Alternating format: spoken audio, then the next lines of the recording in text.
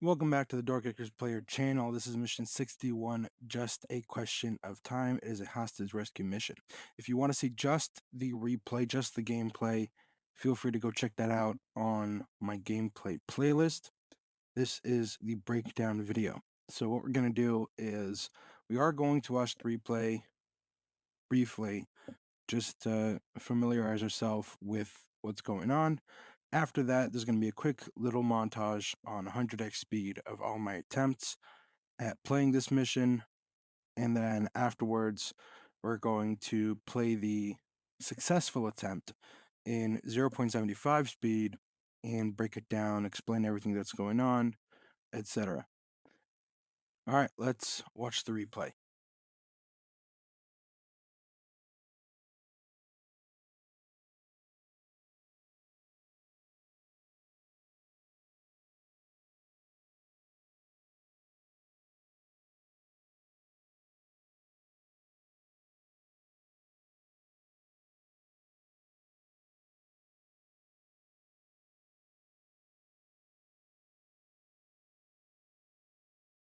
All right, so as we saw, there's a lot going on, but before we get into it and break it down, we're going to go ahead and watch the montage of all of my attempts of this mission on 100x speed.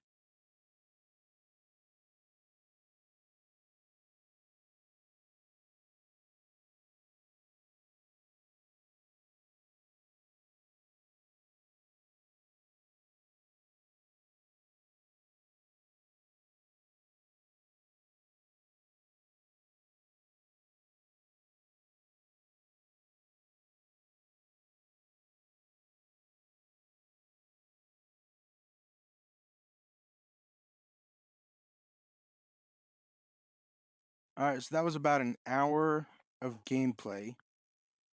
Took me a while, but I got it in the end.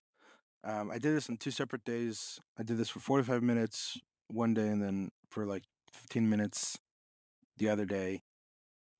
So that took a while.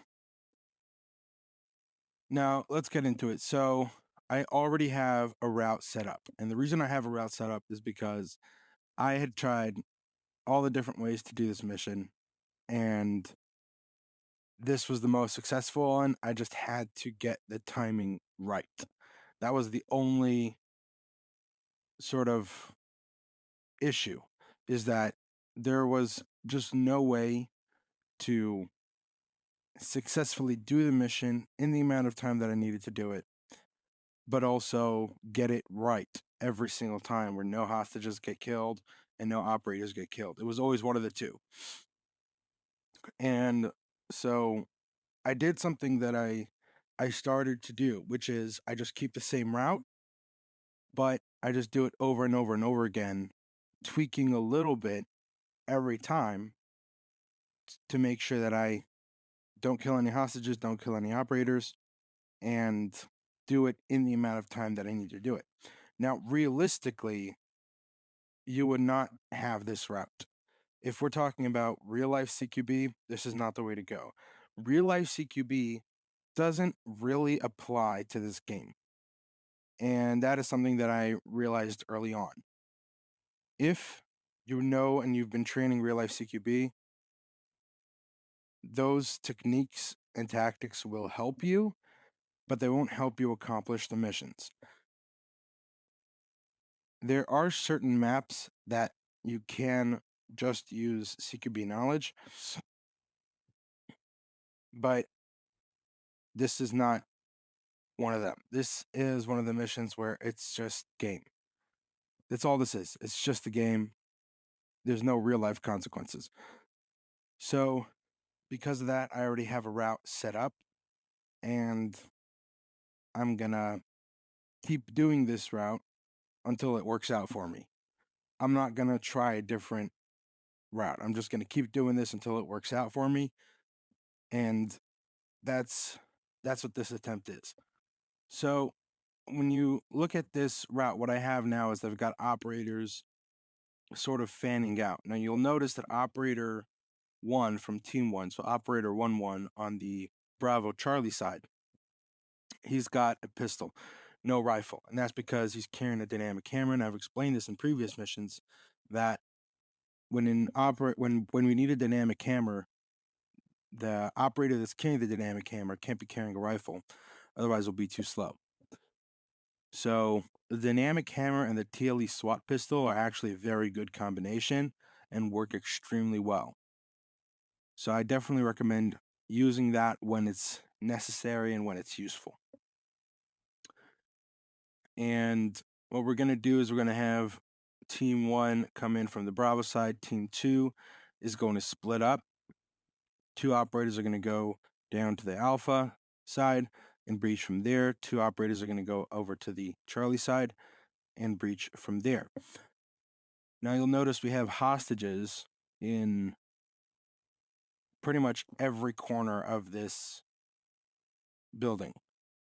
And the reason it's so difficult is because you have hostage takers that as soon as they see an operator, they're going to try and shoot the hostages. So you've got to really, really be on your game and make sure that that doesn't happen. So what we're going to do is we're just going to breach these rooms independently with less operators so that we can get it done quicker and more efficiently.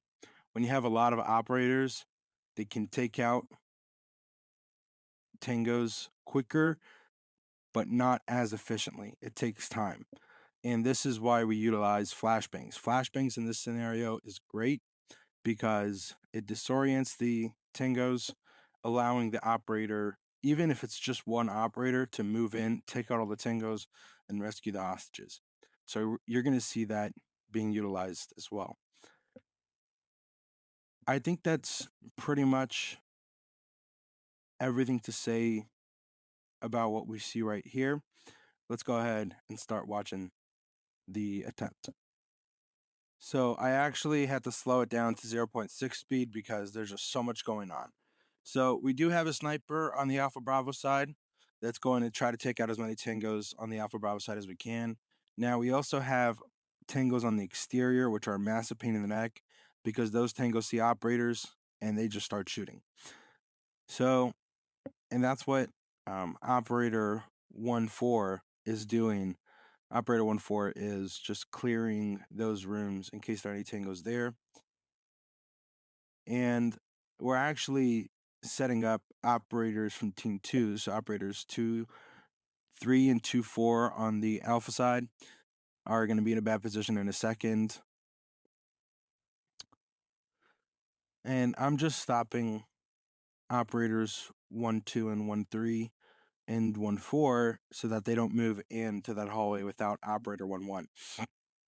Now, operator 2-4 is about to throw flashbang into this Alpha Delta corner room, and this is a bad situation because operator 2-4 is right in front of that door. Operator 2-3, I'm sorry, is right in front of that door, and he's going to expose himself, which is going to cause the Tango to try and kill one of the hostages.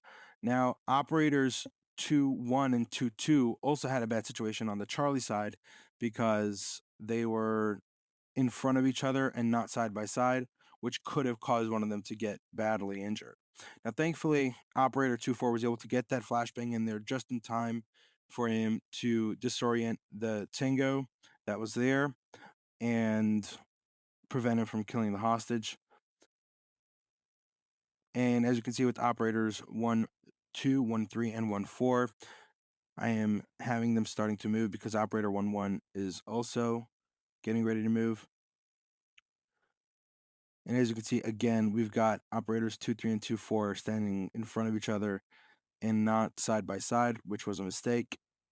But it was a mistake that was not a big deal in the end. And as you can see, I'm utilizing the sniper as well on the Alpha Bravo side.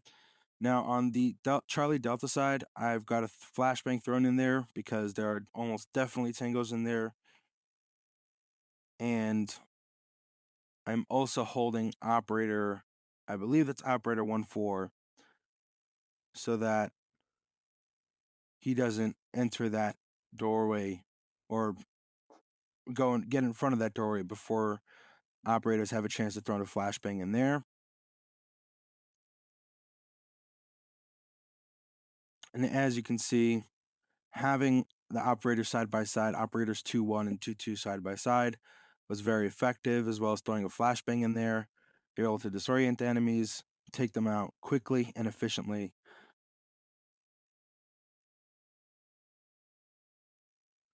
And in the meantime, operators 1, 2, and 1, 3 entered the Alpha Bravo corner room, threw a flashbang in there first, entered the Alpha Bravo corner room, and are clearing that now.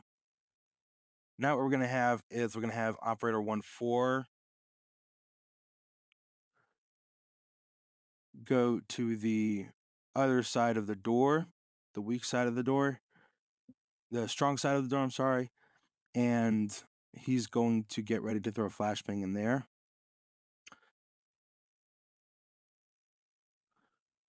And in the meantime, operator 1-1 is going to clear that little bathroom just in case there are any tangos in there. Now, as you can see, we've got operators 2-3 and 2-4 joining operator 1-4. And they're going to help him clear that room where that last hostage is.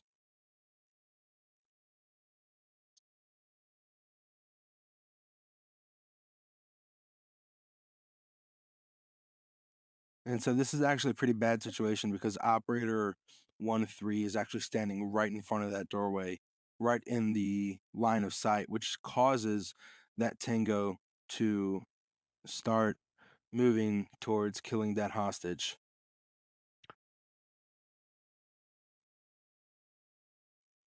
So you see now I'm just trying to get him out of the line of sight of the tango. And thankfully that flashbang was able to actually disorient the tango that was trying to kill the hostage. But that could have ended very differently. And as you can see, we managed to take out all the tangos, and the mission is successful, but that was a chaotic mission. That was so many things happening at once. We had 8 operators and not a lot of space, so there was just so many things happening in one time, and all of this took only 22 seconds in real time. And you should go back and watch the replay and try to like follow everything now that you know exactly what's going on. But it's so difficult. It really is, because there's just so much going on all at once. And I even had to slow down the successful attempt. I had to slow it down to 0.6 speed just to get all of that in. And I was talking at a mile a minute. So this mission was pretty difficult. I did have the benefit of having a route pre-planned because I had memorized exactly where the tangos were going to be. And so that was a massive benefit to me and made it a lot easier to complete the mission successfully. But there was still so much going on that I really had to just take it second by second and make sure that everything is being done right. And even then, I still made some mistakes. But after all, at the end of the day, the mission was successful, even though I made mistakes. And that's kind of like the rule of thumb, is that you don't have to restart the mission just because you made a small mistake. You can keep going and try to tough it out. Keep going and try to just get through it. So this mission overall was a success. If you enjoyed the video, make sure to leave a like. If you want to see more of these kinds of videos, make sure that you subscribe. And we've got 2 playlists, one for the breakdowns and one for just the replays, so feel free to check that out. And if there's anything else that you guys want to see in the comments, feel free to let me know in the comments, and I'll see y'all in the next video.